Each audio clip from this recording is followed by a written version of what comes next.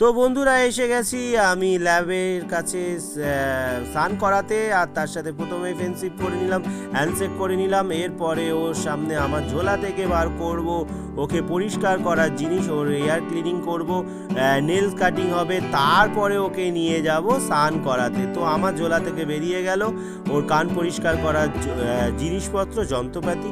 তো কান পরিষ্কার হচ্ছে বন্ধুরা, একা হাতে ভিডিও করি, অনেক কিছু দেখানো যায় না।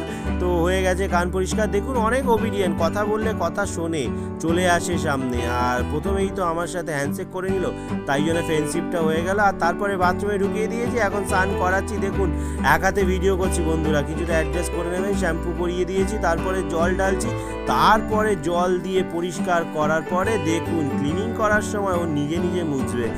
এইটাই হচ্ছে ওদের স্টাইল। ল্যাব এত ওবিডিয়েন্ট, এরা সব কিছু নিজেই করতে চায়। তো বন্ধুরা ভিডিওটা শেয়ার করুন, সাবস্ক্রাইব করুন, সাপোর্ট